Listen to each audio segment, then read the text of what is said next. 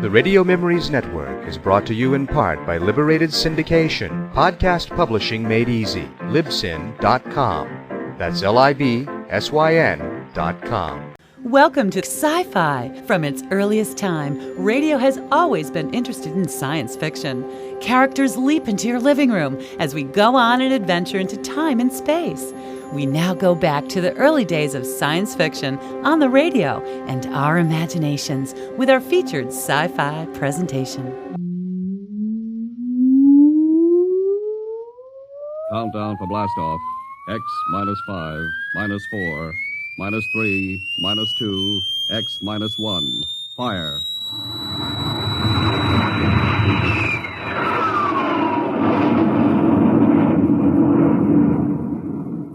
From the far horizons of the unknown come tales of new dimensions in time and space. These are stories of the future, adventures in which you'll live in a million could-be years on 1,000 maybe worlds.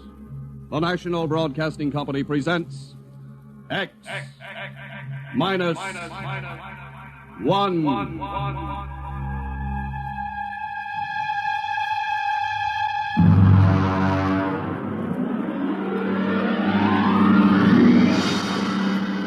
Tonight's story, No Contact.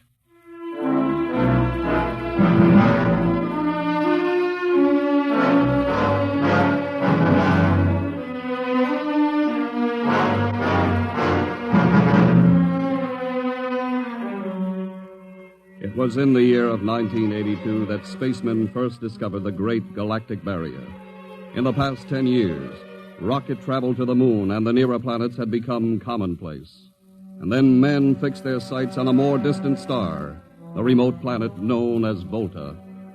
5 exploratory ships went out, and none came back, each in turn disappearing mysteriously at the same vanishing point, at an invisible wall somewhere in the vast outer reaches that became known as the wrecker of spaceships, the Galactic Reef. And yet, the explorers refused to admit defeat. It was on June the 2nd, 1987, that the rocket Star Cloud made ready for takeoff, the 6th to attempt to crack the barrier and win through to Volta. Now hear this. Condition green. 2 minutes to blast off. Condition green. 2 minutes to blast off. Well, Lewis, this is it. I don't suppose you'll be needing the ship's doctor up here on the bridge during blast-off. I think not, Smitty. There's little chance of acceleration bends in these new overdrive ships. I'll be in my office then, counting vitamin pills if you need me. It's only a few steps. Good luck, Lewis. Thank you, Smitty. Lieutenant Collier. Yes, sir? You're relieved. You'd better get down to navigation control and take over. Yes, sir. Lieutenant. Yes, sir? We've never flown together before. This is your first flight in a space vessel as big as the Star Cloud. Yes, sir, but I was trained in oversized jobs at the Naval Academy. Well, if you're half as good a navigator as your father was, you'll do fine. Thank you, sir. Did you ship out with my father? I served under him on one of the first rocket runs to the moon. I see. I almost went along on his last trip to the barrier. Too bad about that. Yes, sir. That's all, Collier.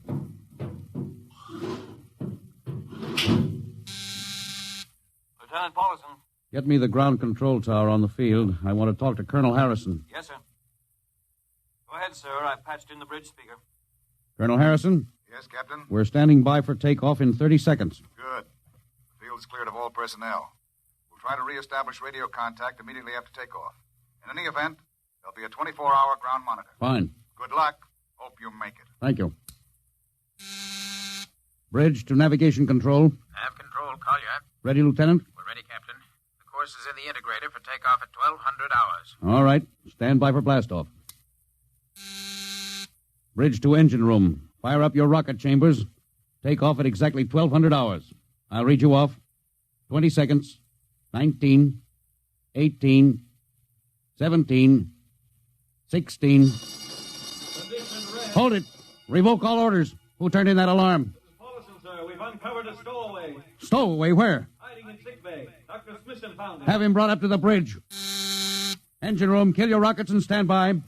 Thorson, this is Colonel Harrison in ground control. What's holding you up? Trouble. What's the matter with you? What's the matter with you? There's a stowaway aboard. Stowaway? Yes, I thought your men were supposed to police this base. What's the matter with you? Captain, take it easy. You know what this delay can do to us, don't you? 1 minute later takeoff can throw us 1,000,000 miles off course. We'll have to reintegrate the whole works. Well, look, how long do you think it'll take Don't bother for me for a while. I'm busy. Stupid idiot. Captain Clausen? Yes, come in, Smitty. Here's your stowaway. I'll court-martial. Oh, Charlie. Can you use a good radio man, Skipper? Well, I see you two have met. Matt, Skipper and me made 50 trips to the moon together. Didn't we, Skipper? Charlie, if you wanted to come along, why didn't you volunteer? I did, Skipper. They turned me down. Oh, what's wrong with you? Acceleration bends. They said my arteries wouldn't stand another trip. Oh, I'm sorry to hear that. But they're wrong, Skipper. I got one more good trip in me. Listen, Skipper, you know that these green kids, they don't know the first thing about space radio operation. Now, you put a man like me on, and I'll be getting you bedtime stories from Mars. Charlie, you know the regulations as well as I do. I can't take you much as I'd like to. Colonel Harrison will murder me for this. Well, I'm sorry, Charlie. I'll have you put aground. I'll tell you what, I'll ask Harrison to put you on as ground radio contact, and it'll seem as if you're right here with us. He won't do it, sir. Well, he'd better. I'll have him busted to corporal for letting you sneak aboard.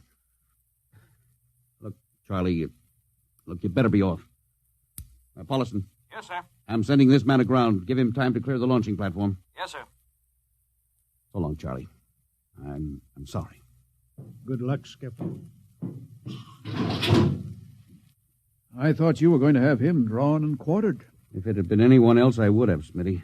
But Charlie, well, he's kind of special. He's been with me since my first command when we began the regular run to the moon. And if he wanted to come along this time, well, it's only through loyalty to me. You know, Lewis, I didn't realize it before, but you're almost human. Captain Dawson, Nav Control, Collier. Oh, yes, Lieutenant. How badly are we fouled up? Can you recalculate the course, or shall I cancel the takeoff? I've already plotted a new course on the integrator, sir. If we take off in exactly 30 seconds, we'll need to correct for only a 1-degree deflection. I can do that before we breach the stratosphere. That's quick work. Are you sure? Yes, sir. Positive, sir. All right, Collier. I'm putting it in your hands. We'll blast off on your signal. Bridge to engine room. Prepare to blast off on navigator's signal.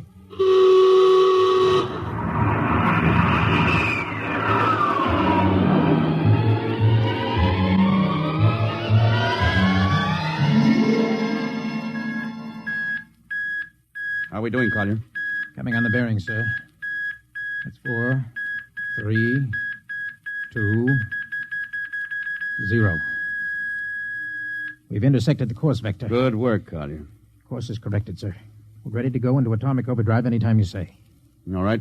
Stand by. Yes, sir. Now hear this. Now hear this. Prepare for maximum acceleration. Bridge to engine room. Kill your rockets. Rockets out. Fire up number 1 cyclotron.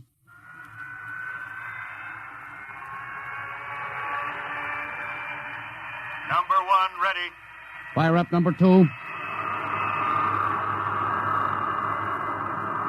Number 2 ready. Withdraw your dampening rods. Fission chamber ready. Blast tubes cleared. All generators operating at capacity. Take it over, sir. Go into overdrive at the count of 0. 3 seconds, Mr. Collier. 3, 2, 2, 1, 1, 0. 0.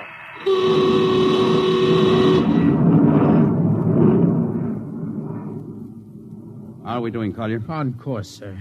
She's running hot and true. My compliments, Lieutenant. This job would have done your father credit, and he was the best navigation officer I ever saw. Oh, thank you, sir. Start your gyros. Put her on robot control. All right, the bridge is yours, Mr. Collier.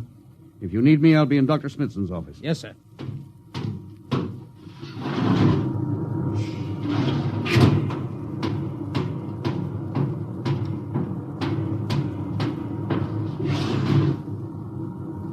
Lewis, I see you got us off the ground. You can thank young Collier for that. Chip off the old block. You knew his father? As a matter of fact, I knew him very well. First-rate spaceman. Oh, is he the one yes, who... Yes, he was lost in the galactic barrier on the second ship we sent out to Volta. Lewis, just what do you think this galactic barrier is? Oh, your guess is as good as mine, Doc. All I know is that 5 ships have gone into it, and none of them have come back out. You think it's a nit? How about Mestrovik's theory that it's a time warp in space? That the ships reach it and slip into another dimension? I think that's a lot of rubbish. My theory is that the galactic barrier is nothing more than a radioactive layer of some kind. Why do you say that? Well, we know that radar signals bounce off it like they were hitting an invisible glass wall. And we know that it destroys our ships and crews in some way. There's no other logical explanation. What makes you think we can get through it, Lewis? Because we're ready for it. The others weren't. The entire hull of this ship is completely shielded with lead. We can crack through any radioactive cloud ever detected. Besides, we're equipped with some new UHF radio devices that should enable us to maintain radio contact with Earth. Nothing can happen. Absolutely nothing. Now, who are you trying to convince?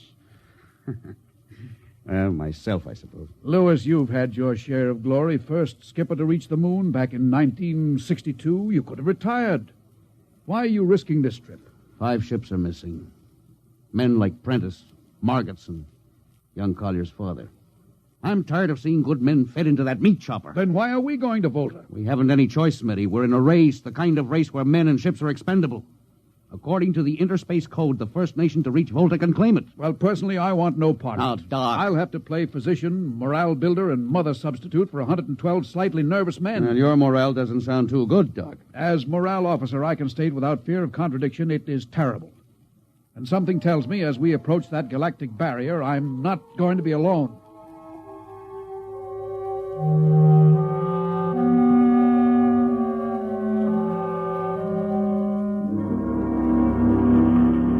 Hello, Earth. Hello, Earth. Captain Thorson of the Star Cloud calling Earth. Hello, Star Cloud. Hi, Captain. Charlie. Well, I see they haven't court-martialed you yet. No, sir, thanks to you. Well, it's good to hear you. You can read us the funny papers on Sunday morning. Right. How's our signal? Strong. Clear as a bell. Now, here's our log report for Colonel Harrison. You ready? Shoot. June 2nd, 1987. 4 weeks out from Earth. Running true. No radiation. Operation normal. Still making our approach to the galactic barrier. That's all, Charlie. See you later. Good luck, Captain. I sure wish I was with you.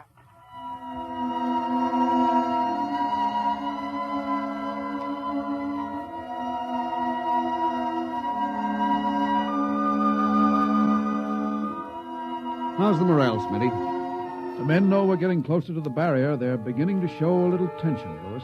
Oh, how's their physical condition? Any sickness? About half the crew has come down with space blues. I was afraid of that. Are they bad? Same as usual. Lips and hands with a bluish cast. Eyes are sensitive to infrareds. I don't know. When I first started flying these tin cans, nobody ever heard of space blues. Well, now there's a theory it's caused by the terrific acceleration of atomic overdrive. Change in gravity affects the circulation. What do you think? I think it's psychosomatic. I've noticed that the same men who get space blues under tension on a ship tend to get blue coloration back on Earth when they're upset. I guess it's just an occupational disease of space navigators. You think it's just nerves, then? Well, young Collier's got a bad case. I think it's tension from overwork. Maybe he needs some vitamins. Lewis, when will you realize that vitamins are not a panacea for all the troubles of mankind?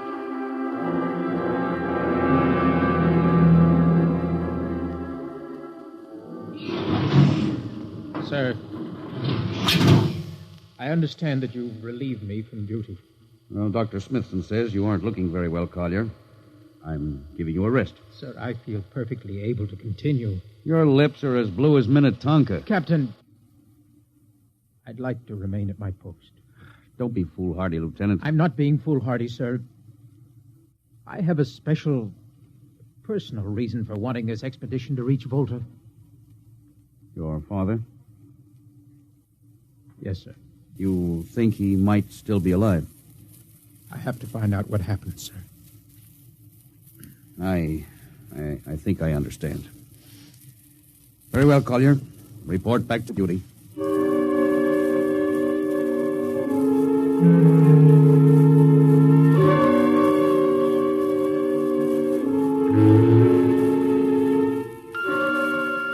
What's the reading, Paulson? We're getting a +5 radar bounce now. Coming off the barrier almost as fast as we sent it out. What's the interval? 2 seconds. Shortening steadily. At this rate, we'll hit the wall in the next few minutes. All right. Alert the crew. Sound general quarters. Now hear this. Condition red. We are now approaching the galactic barrier. All hands to stations. All radiation detectors to be fully manned. Full security will prevail until further notice. That is all. Paulson. Yes, sir? The radar bounce is up to +6. We'd better try to make final contact with Earth. Is Sparks still trying to raise the base? Yes, sir, but he's not having much luck. Oh? Seems to be some interference. That's the radio room now. Yes? You got him? Well, cut in on the bridge speaker. Captain will take it from here. Hello? Star Cloud to Earth. Can you hear me, Earth? Hello, Skipper. I can barely read you. You're getting heavy static from sunspots. That's not sunspots, Charlie. We're right on top of the galactic barrier. Getting a +7 radar bounce. Expect to hit the barrier almost any second now. Good luck, Skipper. If we crack the barrier and come through still in one piece, I'll try to get back to you on the high-frequency band. Gotcha, Skipper. Don't worry. I'll be waiting. So long, Charlie. So long, Star Cloud. Must be getting awfully close now, Captain. Echo's bouncing back so fast it's almost beating the signal. Well, when they go inside, hold on to your hat. That's when we run into the wall. Any second.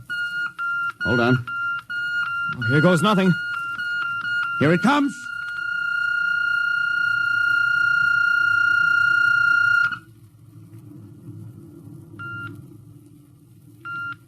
Captain. Nothing happened.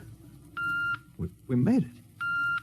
We made it, Captain. No radiation, no time warp, no nothing. Now, the crew's gone crazy, sir. Let them. They've earned it. Doc, can you break out a few bottles of snakebite serum for medicinal purposes? I sure can, Lewis. This calls for a celebration. How's your morale now? It couldn't be better. How's yours? Couldn't be better. What the... Condition red. Condition red. Radiation detected. Condition red. Radiation detected. Holy mackerel. Look at the needle on that indicator. Paulson. Yes, I see it, Captain. Picking radiation like crazy. What's it like? Well, it's a strong impulse. What kind? I don't know. It's too long for a cosmic ray, too short for UHF. Whatever it is, sir, the ship is lousy. Well, track it down, triangulate it, and make it fast. I want a directional fix. Yes, sir. Engine room. Yes, sir. We're picking up radioactivity. Is the fission chambers? No leak here, sir. Check your gauges. Nothing here, Captain. Must be coming from outside. Damage control. Is our lead shield leaking radiation? Well, keep at it. Paulson, how are you doing? I've got it fixed, Captain. Well, what is it? Well, I'll have to recheck my figures. Well, hurry it up. Angle is correct, but Come on, man, for Pete's sake. Where's the radiation coming from? Sir, it's coming from inside the ship. That's impossible. No, sir, I've checked it twice. Well, it's got to be the engines, then. If it is, sir, we're finished. Engine room. Yes, sir. That radiation must be in the overdrive pile. No, sir, it isn't here, sir. Are you certain? Yes, sir. All right, keep checking. There's only one thing left to do. Paulson, get a Geiger counter. We're going to start combing this ship inch by inch. Yes, sir. All right, turn it on. Yes, sir. All right. Ready, Captain. We'll check the atomic guns first. Come on. We'll cut through the officers' quarters here to ordnance. Now turn here. Oh, wait a minute, sir. Huh? What is it? The signal's weaker now. Yeah. Let's go back. Hold it. Seems strongest right about here. Oh, it doesn't make sense. Whose cabin is this? Lieutenant Collier's. Collier? Oh, he's down in nav control, sir. Oh, try the door. It's not locked, sir. Oh, it's in here, all right. Listen to that counter. Strongest over here. Open that wall cabinet. It's locked, Oh, sir. smash it. Shut off that Geiger counter. Now, what do you make of this, Paulson? Well, it looks like some sort of portable transmitter, sir. Must be foreign manufacture. I don't recognize the calibration symbols at all. I've never seen anything like it. Which raises a small question. What is Lieutenant Collier doing with a transmitter in his cabin?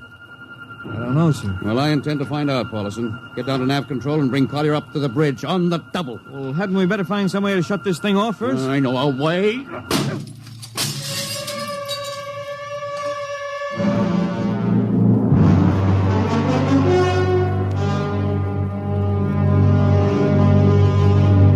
Lieutenant Collier, I'm going to ask a few simple questions, and I want a few simple answers. Yes, sir.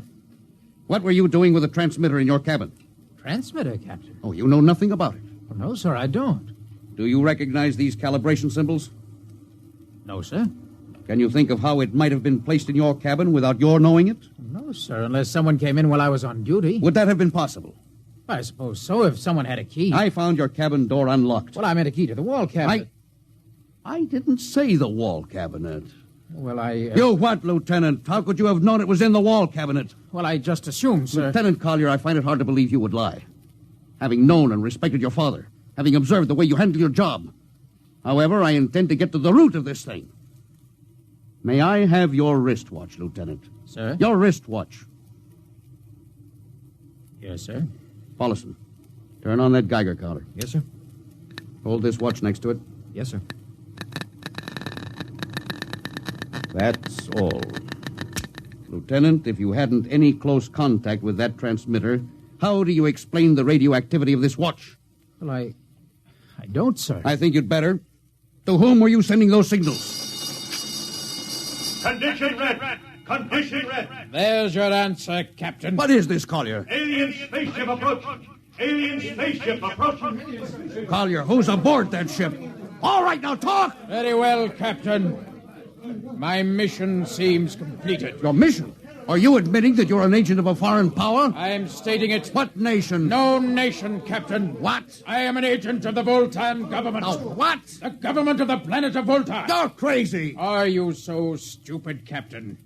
Did you think your people are the only ones who can invade another planet? What do you mean? We've had agents operating on Earth since 1945. I don't believe you. What do you think happened to those 5 ships, Captain?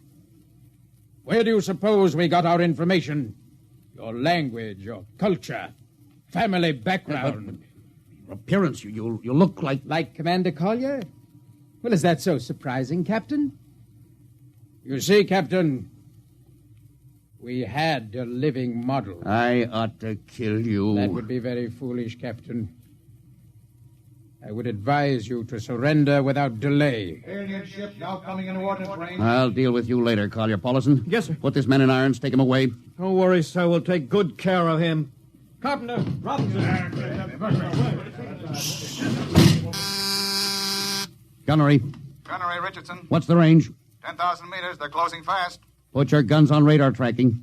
Tracking. Coming on the bearing.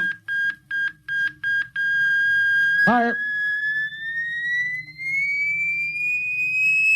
Fire, Richardson. Richardson, did you hear me? Fire! What's the matter down there? Did you hear me?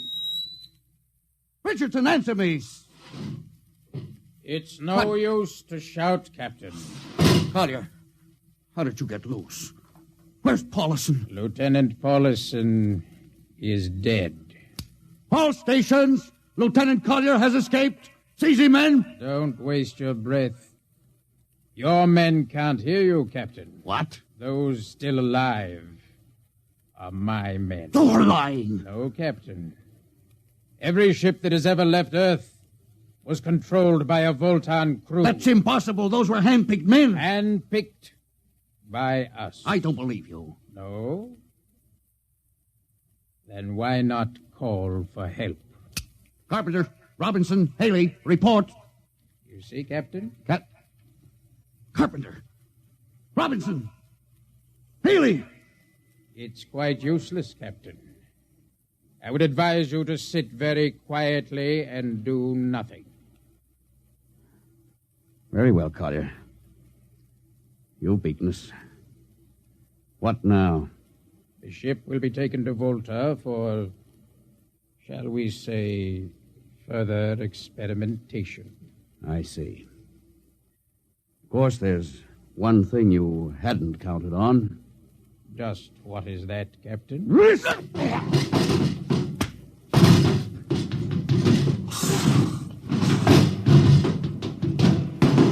Carpenter! Are you in there, Lieutenant Carpenter? They can't all be dead. There must be one alive. Smitty, Dr. Smithson! Smitty, what have they done to him? Louis, Dirty.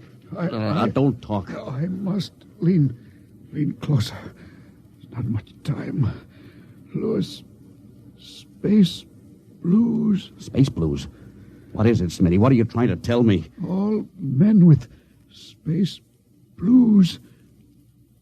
Voltans. Let me help you. No, Louis. Get message back to Earth. Voltan, 5th column. Watch out for space blues. Smitty, Oh, Smitty. Captain Thorson, you can't hide from us now. Come back to the bridge and surrender, or my men will come and get you.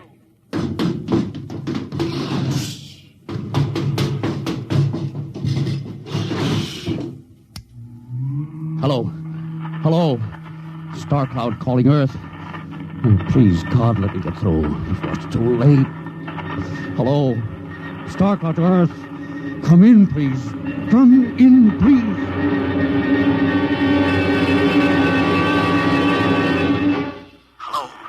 Hello. Starcloud to Earth. Captain Thorson calling. Charlie, come in, please, hurry. Hello. Oh, hello. Can you hear me, Charlie? Skipper, is that you? Are you getting my signal? It's coming in a little louder now, Skip. Keep sending. My God. Now, look, Charlie, listen to me. Not much time. Get word to Colonel Harrison. Crew mutinied. Most of crew members, Fultons. What? Fultons. Spell that. V-O-L... Fultons. That's right. They're from the planet Volta. Skipper, are you all right? Now, Charlie, this is serious. They'll be here any second. Now, listen. They have a fifth column on Earth. They're planning to invade you. You mean it? Of course I mean it. Tell Harrison, posing as humans. You can detect them by space blues. You got that? Only Fultons get space blue. Charlie, did you hear me? Space blue.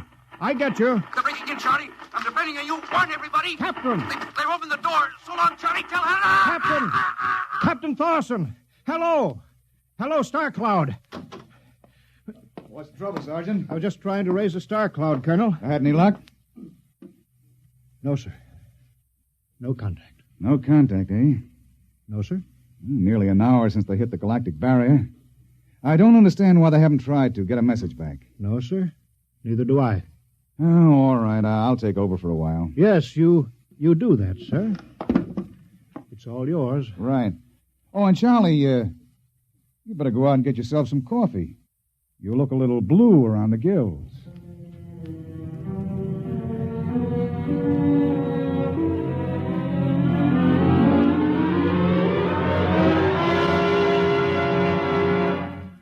Tonight, X-1 has brought you No Contact, written by George Lefferts from an original story of Lefferts and Ernest Kinoy. Featured in the cast were Louis Van Ruten as Captain, Donald Buca as Collier, Wendell Holmes as Charlie, and Bill Griffiths, Bill Smith, Matt Crowley, and Ken Williams. Your announcer, Don Pardo. X-1 was directed by Fred Way and is a transcribed NBC Radio Network production. And now, next week. When you want to take over a world, you naturally look for its weak point, some way to catch its people off guard. We live in a world where everybody loves a parade, a world of press agents and publicity stunts. But who would ever dream that invaders from outer space would take advantage of that weakness and actually hire a press agent to advertise their coming? Who would believe it was anything but just another publicity gag? At least, not until the terrible moment when it was already too late. The moment of X-1.